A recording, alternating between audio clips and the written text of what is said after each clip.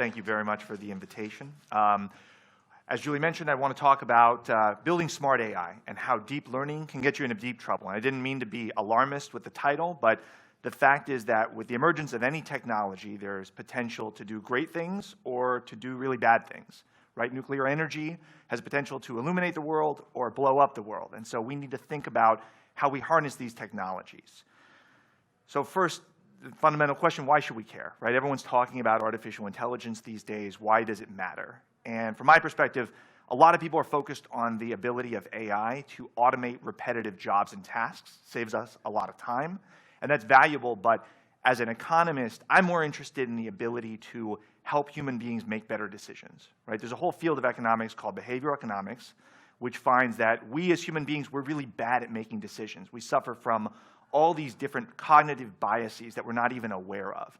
And so when we're making decisions about how to invest our retirement or how to engage in healthy behaviors, we tend to make the wrong decisions. And my view is that algorithms don't suffer from decision fatigue. They don't suffer from all these biases. You can train algorithms using millions and billions of data points, and you can train them to help human beings to make the right decisions. And if we can do that, we're going to see transformation across a variety of different verticals: education, law, medicine. All of these things involve lots of decision makings that we as human beings need to make, and we can do better with machines, with algorithms, and with deep learning. So I'm a believer that in order to figure out where we're going, we need to figure out where we've been. So this is a very brief and oversimplified history of data science. I'm positive that economists that see this online are going to reach out to me and say, hey, we didn't stop existing after 2000. What the hell is going on? But the fact of the matter is, as I survey the literature, I've seen certain models kind of go in and out of style. There's certain models that we talk about more and less over time. And really, this started with statistics and econometrics, where we were using a lot of regression models. Logistic and linear regressions run in programs like Stata, SAS, MATLAB, things like that. And then about 15 years ago, everyone got really excited about machine learning, and those models kind of took over. So tools like scikit-learn would allow you to support vector machines, random forests, boosted trees, these models that were more sophisticated, more inscrutable, but better at predicting an outcome. And now the hot topic is deep learning. Everyone's talking about deep learning. They're using frameworks like TensorFlow and Keras, and it's really exciting, right? All the opportunities that deep learning poses. But as an economist, when I take a step back, what I see are two trends that make me a little concerned. Number one is that we've kind of ignored causal inference. And people may not realize this, but as an economist, the one thing you're trained in really, really well is how to do causal inference, how to ensure that when you're looking at X, you can determine it's truly influencing Y, and it's not being influenced by Y, and they're not both being influenced by something else, right?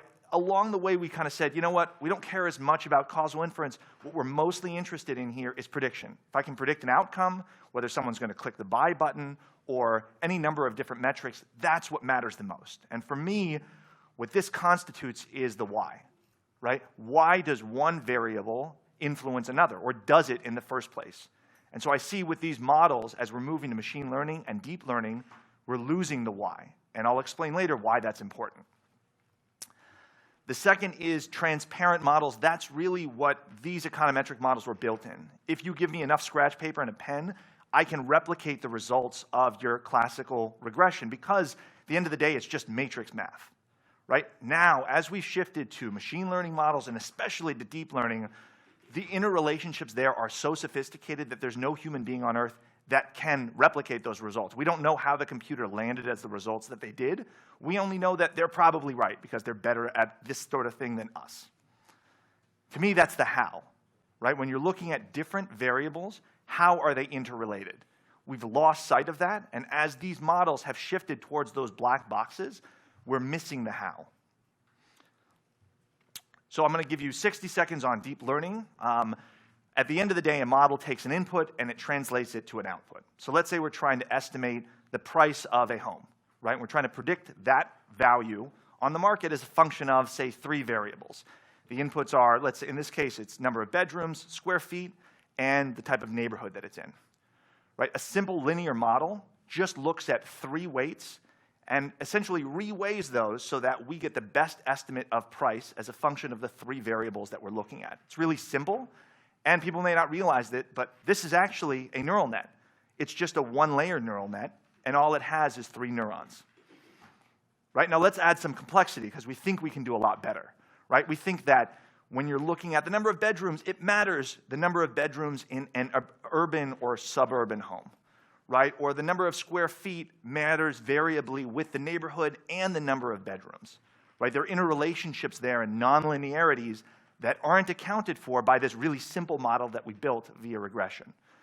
Right? So what we do is we add a layer of neurons, and those neurons take inputs and they interrelate them, and they look at the relationship between bedrooms, square footage, neighborhood, and ultimately, now instead of optimizing 3 weights, we're optimizing 16 weights to land at a final estimate for the home.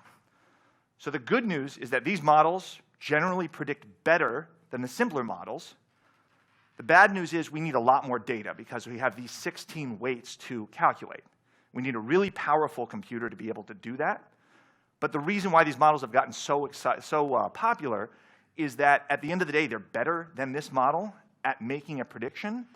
And data scientists love them because they're really easy to implement. You give me a really powerful GPU, I don't have to do all sorts of feature engineering. It takes up a ton of time. I'm just going to feed that to the GPU, and it's going to determine what variables matter and in what proportions. So I think the real value of deep learning is really in image and voice recognition. So to that end, let's think about turning pixels into labels. At the end of the day, imagine a 10 by 10 image. It's got 100 pixels. Each of those pixels can take on a value from 1 to 264. Right? Now, what we do is we feed that image into a machine, and we tell it, okay, look at the pixels, but then draw relationships between the pixels. And now it starts to see, instead of individual pixels, it starts to see lines and shapes. And then I feed it an output, a label. So let's say I want to train it to identify hot dogs. We feed it pictures of hot dogs. This is actually the Silicon Valley app. I had some fun with it yesterday. And then we feed it pictures of things that aren't hot dogs. And what it's doing, it doesn't know what it's seeing, right? It doesn't see a hot dog necessarily. What it sees are pixels, and in certain representations and patterns, it sees those and is able to identify a hot dog from something that isn't a hot dog. Unfortunately, it's not perfect, so sometimes you can trick the algorithm. You can also trick it in other ways. Side note, very awkward if your girlfriend comes home and sees you taking photos of bananas with ketchup on top of them. So I don't advise that. But I'll pause and say this. I'm a classically trained economist. I'm big on deep learning and neural nets. I'm very excited about the potential here, but I'm going to be a little critical of them. So I'm sure people are going to come, if they see this online, and say, okay, this guy's a dinosaur, he's a curmudgeon, he's just really, really bitter about all these new models because he's becoming obsolete. Fair criticism may be true, but I submit that as a data scientist, we have an obligation, and that obligation, not unlike medical practitioners, is first to do no harm. Right? And the way you can do a lot of harm with AI is by ignoring the how and reinforcing existing biases and ignoring the why and not thinking about causal relationships. So I'm going to spend the remaining 11 minutes talking about 2 examples from my work and how if we'd applied deep learning algorithms in a really naive way, we would have gotten into a lot of big trouble. So Julie mentioned this. First company I wanted to talk about is Evolve. We applied workforce science to, we applied data science to workforce decisions, right? What was the problem? I think every business has to solve a problem. Ours is simple. Recruiters are drowning resumes. If you work for a big company, you post a job, you get dozens, sometimes hundreds of resumes. You have to wade through those, and you have to make decisions. And what's worse is that human beings, as bad as we are at making decisions, we're much worse when we're talking about interviewing and recruiting decisions. We're not good at evaluating one another. Research has shown what we do during interviews, the first minute you walk in the door, I form an opinion, and then the remaining 29 minutes, I just spend that time confirming my original opinion, right? Telling myself, well, this is why I was right. So what's the solution? Data science, naturally, that's what I do. So we take a psychometric assessment. We assess people online based on their skills, knowledge, and abilities. Right? They submit this information. It's about a 45-minute quiz, if you will. We then capture data from our customers. It's data from their HR systems. We're measuring attrition. We're measuring performance. We're looking at absenteeism, customer satisfaction, productivity. Now we're combining it in a big data machine learning platform. We're applying workforce science. We're going to add in some predictive analytics, and what the system renders is a 3-colored score, green, yellow, red, that indicates how fit that job applicant is for the job, right? The value proposition, higher the greens, they're going to stay longer, they're going to perform better, you're going to get more out of your employees. My job was twofold, to architect the system, but B, the fun part of my job is that I would dig into lots and lots of data because I was constantly looking for variables in our data that were predictive of outcomes, that couldn't be gamed by applicants because everyone wants to lie on their resume and they want to give you the socially desirable answer. And third, that didn't take a lot of effort because the more questions you throw at someone, the more they tend to drop out, right? We don't want that. So very early in my time there, I got very interested in technology, and I thought maybe a better way to assess someone for a job isn't by looking at their resume, it's by looking at their computer and seeing how they engage with their computer. So we looked at browser, and before I share anything more, we'll take a little poll of the room, asking everyone to be completely honest here. We're not doing the online system, so your responses are public, but raise your hand. Think about the browser you opened up today when you checked your email. Okay? Was that browser? Raise your hand if that browser was Firefox. Okay? Raise your hand if that browser was Internet Explorer. All right. Okay. Raise your hand if that browser was Chrome. Okay. And raise your hand if that browser was Safari. Okay, we got one. All right. This is interesting, and this is maybe a self-selecting group. So we did lots of research. What we found was that congratulations to those of you who raised your hand for Firefox, none of them, but Chrome, statistically, you are 15% more likely to stay on the job. You exhibit 18% lower absenteeism. You demonstrate significantly higher productivity and customer satisfaction. I'm really sorry, but the Safari, so we put in the Safari was kind of in the same bucket as Internet Explorer, which is a great question because my question to you is why? Why do you think we found this? Tell me more.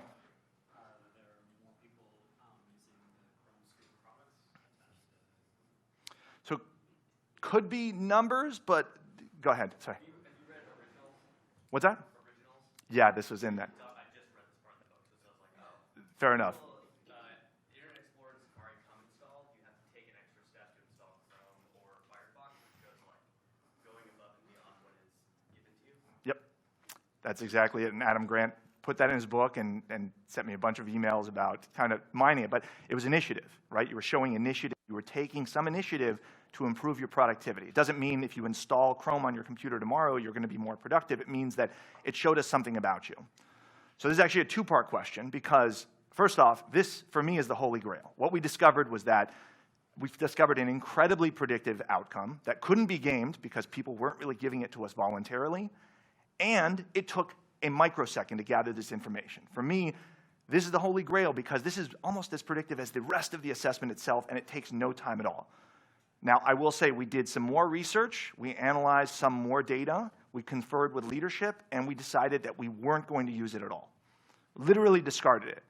So my question to you is, why would we do that? Why am I sharing this right now in public rather than baking into our algorithms? Yeah. Just because you use one browser maybe first in the morning, you might have all four of them instead. That's true. So you're right. It was hard.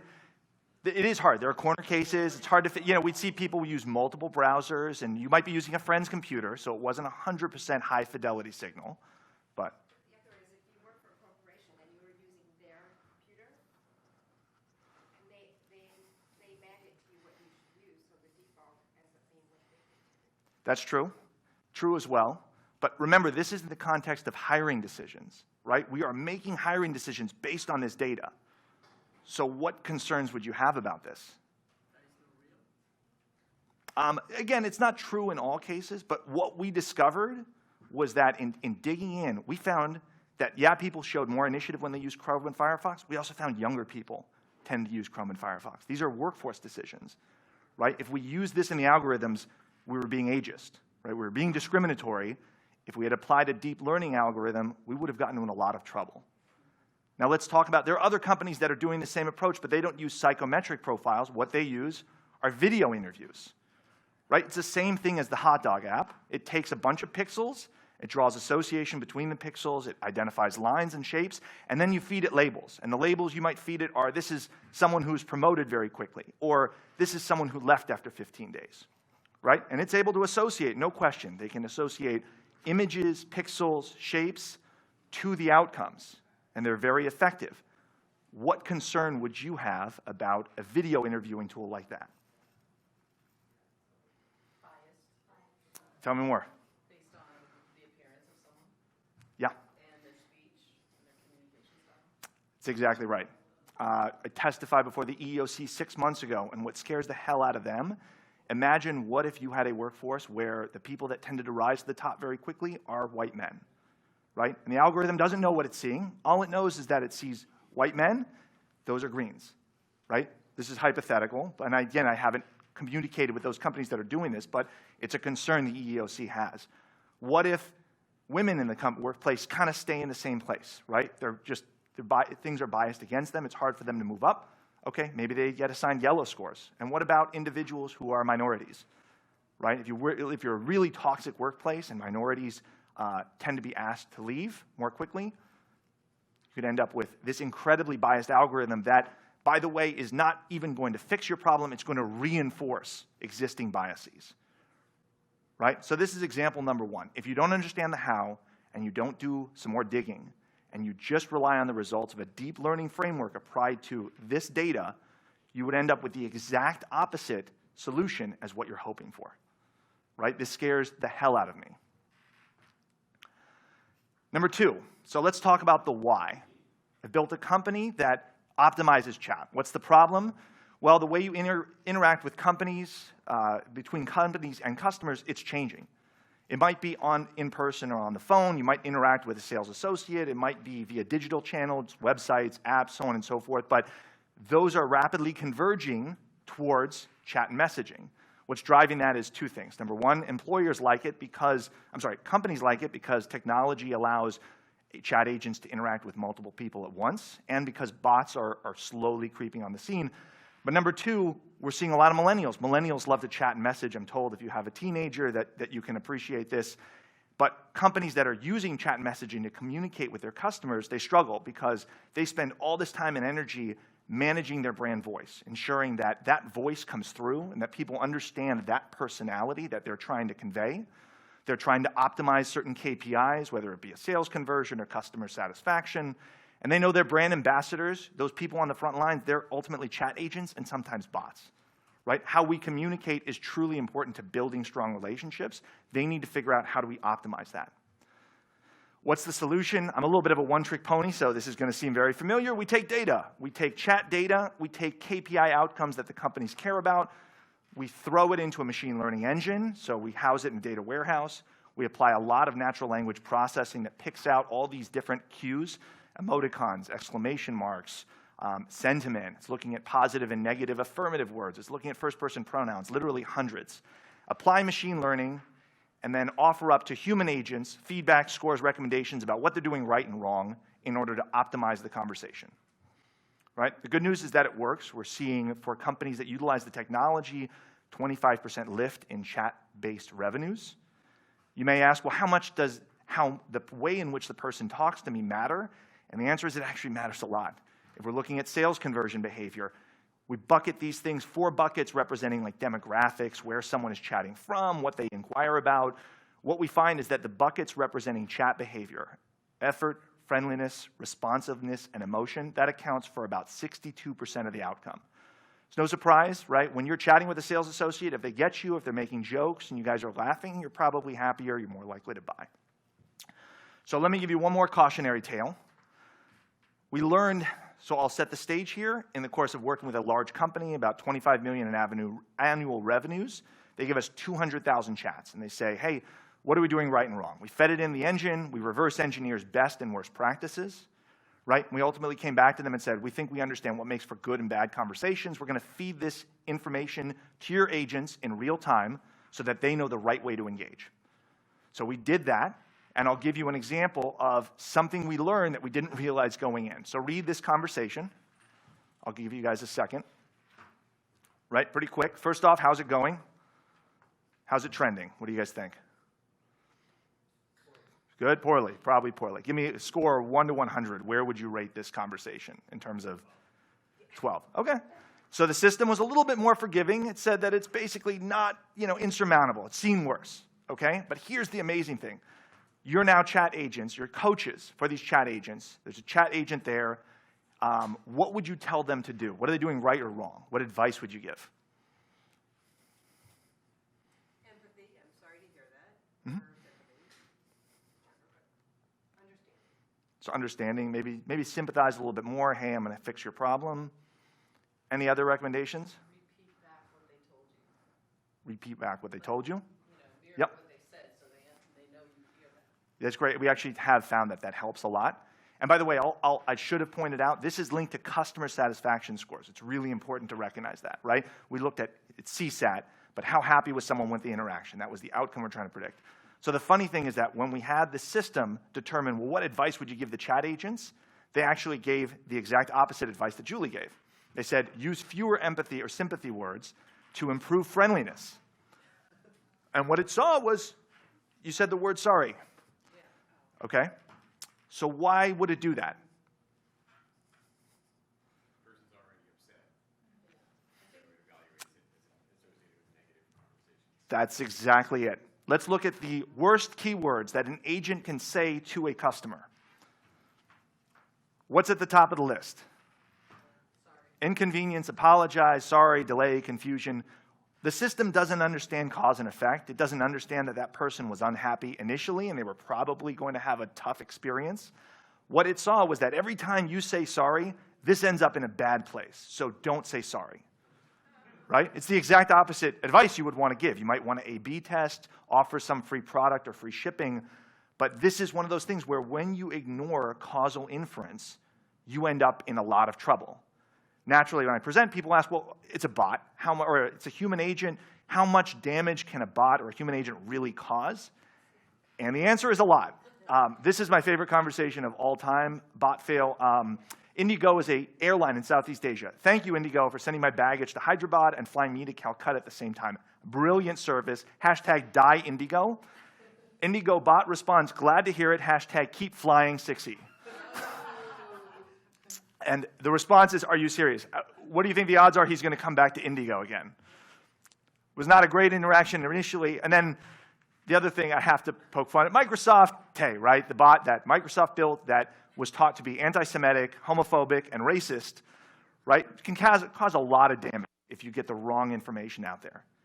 So I'm out of time, but my point is this. As data scientists, we are equal parts data and scientists. I think people have been focusing too much on the data and not enough on the scientist. And as scientists, what do? We form hypotheses and testable predictions. We gather data to test those predictions. Then we accept or reject those hypotheses, and then we iterate on that process. Right? Deep learning should be applied. It's a valuable tool in our toolkit. It's not the entire toolkit. Right? So when we apply deep learning, it can unleash the potential to solve countless problems. But we cannot forget about the how and the why, or we run into a lot of big mistakes like the one I described. Thank you.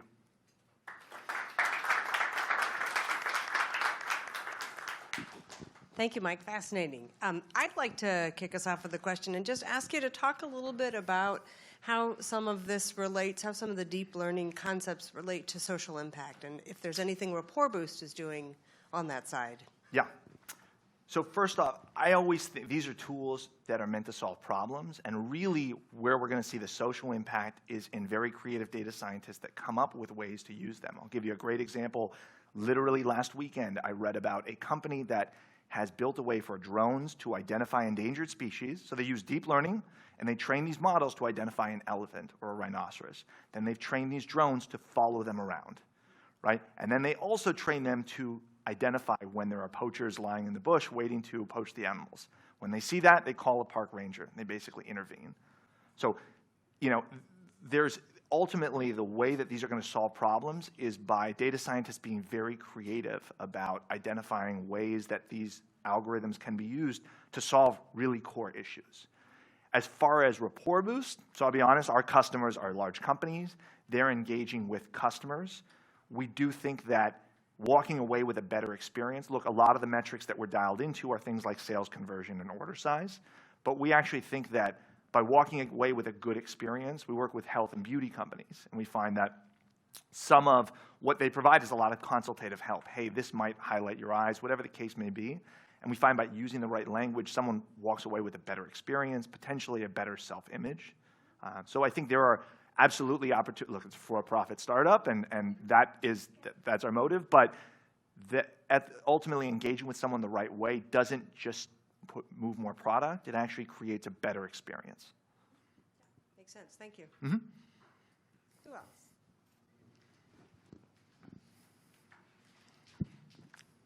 Do you have any knowledge in the health area where this is really, really important, what people is doing about it? Yeah, so do you mean artificial intelligence generally or specifically the work that we're doing? No, artificial intelligence using in health, for example, which Yep. is a big topic. We want to apply it, but it's where you can go wrong. Yes. Oh, where you can go wrong. Oh, interesting. I'm trying to think of a good example. I know where it's being applied, right? A friend of mine runs a company called First Derm. What it does is you feed it images of skin cancer.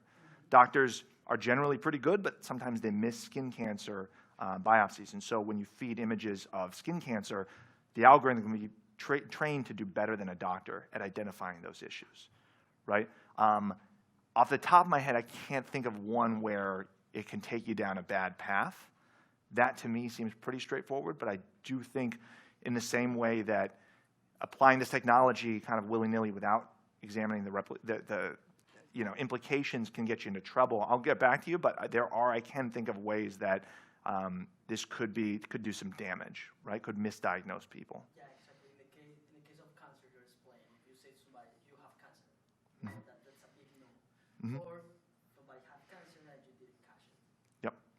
Yeah, so we try to train. You have to balance out the false positives and false negatives ultimately, but those algorithms are getting more and more fine-tuned. I will say with Rapport Boost, one thing we've talked to is medical doctors. Medical doctors have this incredibly hard challenge of relaying sometimes difficult news to individuals, right? And they have to do it with empathy.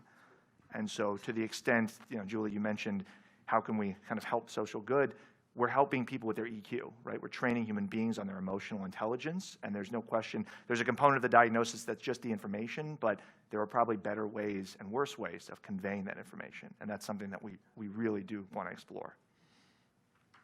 Thank you. Who else? We have the quiet crew today.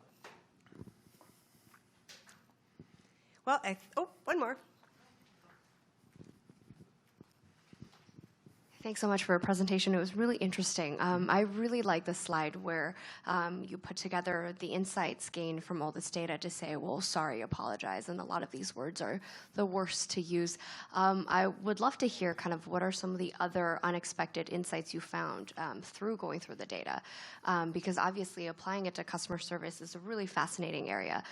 We've also looked at a couple of companies that apply the same logic but to different use cases. For example, we saw a couple of companies that do this and that train people kind of what are better things to say in a dating scenario, for example, because oftentimes people don't know how to respond when someone says something. And so I'd be really curious to hear some of the other insights that you found. Yeah, I mean, when you're talking about chat and messaging, it's kind of interesting. The stuff you learn is fascinating. So we looked at things like emoticons, and we found that for the right type of person, there's always a balance as a customer service professional. You want to be professional, but you want to build rapport as well. Things like emoticons do depend on the recipient, and we absolutely find that some emoticons help. The more authentic you can be and the less robotic, then generally the conversation goes better. But I was debating whether to show one of these curves, but there's always a tipping point, and there's a certain point where if you add 8 emoticons to your text, you kind of get perceived as a little bit weird or creepy. We've looked at things like word length, and surprisingly, we found that bigger words aren't necessarily better, that actually there's a 6th or 7th grade reading level that's right, and when you start trying to be overly professional and overly sophisticated, you can actually intimidate people. We found spelling and grammar don't really matter with chat and messaging. What does matter is capitalization. Sounds silly, but when you start using lowercase i's, then people perceive you as being a little bit lazy, right? You're not making the effort, and so that's the one that they really focus in on. So yeah, we're looking at all these different variables, and we find interesting things about each of them, and then the question is, well, if someone's chatting, how do we optimize it so that they're focusing on the most important thing that they can? Good information so that we can Yeah, take right? that away for our inside communications with each other. Thank you so much, Mike. Really appreciate it. Thank you.